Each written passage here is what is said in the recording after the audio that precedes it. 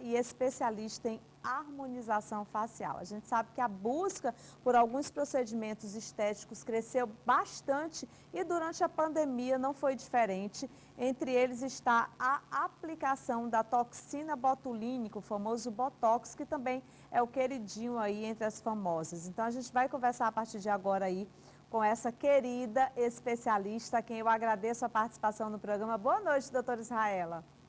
Regina, boa noite. O prazer é todo meu. Parabéns por esse programa tão maravilhoso.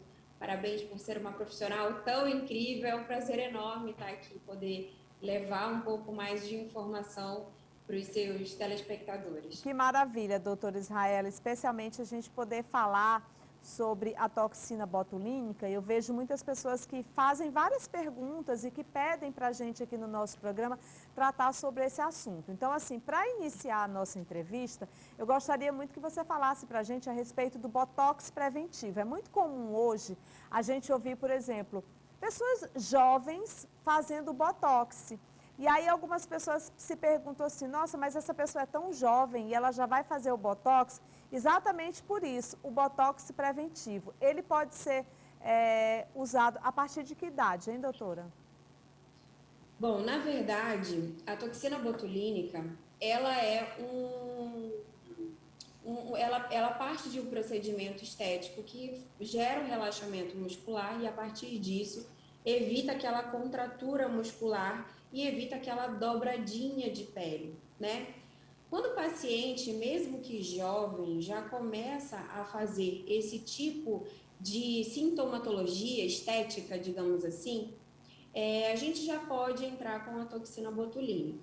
Claro que, de uma maneira, levando em consideração aí o bom senso, né? Então, é claro que existem pacientes que, às vezes, por uma condição genética, a partir dos 20 anos já começam a fazer essa movimentação, essa dobradura de pele, e como um reflexo do tempo, do processo de envelhecimento, à medida que essa pele vai ganhando esse mesmo movimento com o passar do tempo, esse movimento repetitivo, é natural que essas rugas estáticas acabem se fixando ali na face do paciente. Mas eu gosto de dizer que a toxina botulínica, o ideal para que ela tenha uma eficácia, uma indicação com bom senso, digamos assim, ela parte a partir dos 25 anos. Eu acho que é uma idade muito boa para se prevenir dessas rugas estáticas, que são aquelas rugas que se fixam na face do paciente, mesmo depois que ele trata, né, com bons produtos em casa. Às vezes a pessoa fala, nossa, mas eu uso bons produtos, bons cremes, mas isso não é suficiente porque é uma movimentação muscular natural, né, da nossa face. E E aí com o já passar vai deixando a marquinha também, né, doutora? E aí com o passar dos anos, aquela marquinha vai ficando muito perceptível. Por isso que é bom já fazer o Botox preventivo a partir dos 25 anos. Não que você não possa fazer com mais idade, pelo contrário. Eu já tenho mais de 40 e eu já fiz Botox acho que 2 vezes. Então, já comecei um pouquinho mais tarde. a grande questão é justamente as rugas estáticas. Como você mesma disse, você começou com 40 anos, mas talvez a tua genética ajude a manter a boa aparência natural. Talvez você não tenha tantas contraturas musculares na região da testa, na região dos olhos. Infelizmente, às vezes, até quando a gente atende um paciente mais jovem, dependendo da cinética, do movimento de face que esse paciente faça, às vezes com 30 anos ele já tem ali uma ruga que já é uma ruga estática, que é aquela ruga que mesmo com a toxina botulínica, ela não some. E aí, nesse caso, além da gente ter que fazer o botox, a gente acaba tendo que entrar com outros procedimentos para poder mediar essa marcação que a falta da toxina botulínica preventiva, nesse caso, gerou. Gerou, né?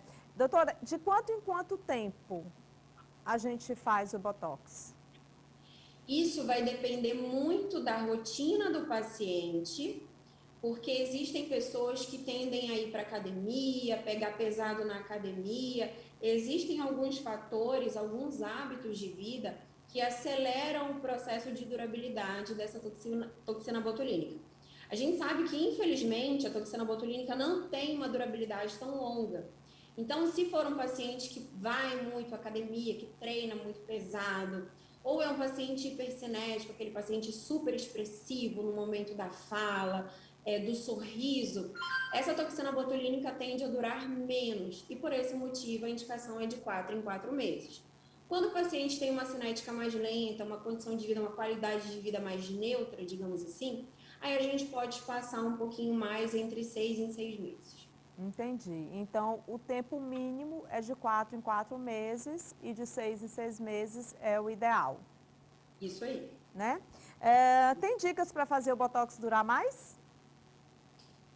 Olha, não existe nada cientificamente comprovado, né? Mas eu costumo orientar os meus pacientes a fazerem um polivitamínico que contenha o zinco quelado, né? Existem algumas informações em torno das aplicações de toxina botulínica de que o zinco quelado ele consegue segurar um pouquinho mais o efeito dessa toxina botulínica e evitar aquele exercício extremo, aquela careta extrema que se faz na academia normalmente, porque isso também acaba diminuindo o efeito da toxina botulínica. Tem algumas perguntinhas aqui para você, viu, doutora? Estão perguntando aqui o que é que não pode fazer após a aplicação. A toxina botulínica ela é um procedimento muito simples e ela não exige nenhum tipo de cuidado pós, né, procedimento. O cuidado maior fica em torno das primeiras 4 horas, que é quando a gente pede para o paciente evitar deitar durante essas primeiras 4 horas. Dependendo da rotina desse paciente, às vezes a gente pede para no dia seguinte evitar exercícios em que ele tenha que ficar baixando a cabeça, pegar peso, esse tipo de coisa. Mas esse cuidado maior, ele acontece somente nessas primeiras 24 horas. Existem alguns estudos novos que até liberam o paciente desses cuidados rotineiros antigos da toxina botulínica. Eu costumo ser um pouco mais precavida. Então, essas primeiras 4 horas são as primeiras 4 horas primordiais. De resto, vida normal. Entendi. Tem uma telespectadora aqui que disse que já fez Botox e que ela dormiu no dia do Botox de bruços e que ela sentiu que deu uma entortada. Isso acontece ou não, doutora? Talvez seja uma impressão dela ou pode acontecer? Depende. Se ela se sentiu assimétrica e essa assimetria, para ela poder voltar à simetria natural dela, ela teve que esperar esse processo da toxina botulínica passar 100%, pode ter sido uma falta de cuidado durante essas primeiras 4 horas, como eu falei. Essas primeiras 4 horas, elas são primordiais. Primordiais, né? Isso. A toxina botulínica, ela é um líquido e a administração dela depende muito da diluição que esse profissional faz. Existem pontos em que recebem uma quantidade de unidade maior e pontos que recebem uma quantidade de unidade menor. Dependendo de onde essa toxina esteja sendo administrada, ela pode migrar para uma região muscular em que a gente não quer gerar nenhum tipo de efeito e aí o paciente acaba tendo esse efeito colateral indesejado. Entendi. Existem riscos, doutora? Existem. Existem riscos em relação ao resultado desejado, né? Existem riscos quando o profissional não executa da maneira correta esse procedimento, que pode levar o paciente a um resultado estético indesejado, uma pitose de pálpebra superior, né? Uma assimetria muito acentuada, ou de repente elevação de um músculo que não deveria elevar. Isso tudo pode comprometer a estética do paciente. Com relação a intercorrências mais graves, processo inflamatório, necrose, esse tipo de coisa, não envolve o mundo da toxina botulínica. Os cuidados com ela são outros. É mais baseado na maneira com que esse procedimento está sendo administrado no paciente. Por isso, doutora, que eu sou super a favor, sabe, de toda vez que a gente procura fazer um procedimento, a gente procure saber o profissional que está fazendo aquele procedimento, a gente possa pegar referências, porque infelizmente a gente sabe que o mundo virtual oferece coisa demais, e aí às vezes aquele barato sai muito caro, e as pessoas elas precisam ter essa noção, né, e realmente pesquisar para depois não se arrepender.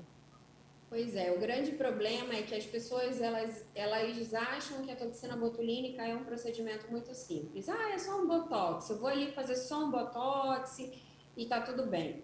E por incrível que pareça, existem muitas intercorrências causadas pela toxina botulínica mais baseada na insatisfação do paciente em relação ao resultado. Então, toxina botulínica é um procedimento estético que não é simples, demanda um conhecimento muito grande.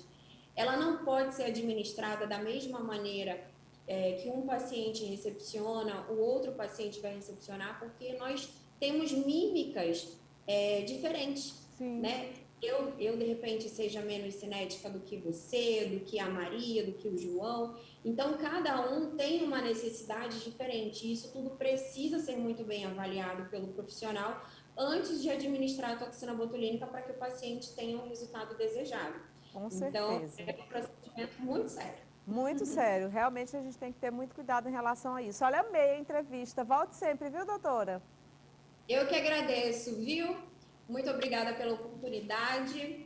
Um beijo, Beijo, sucesso querida. para você, que Deus abençoe, tá? Amém. Volte sempre, viu? Olha, outra coisa.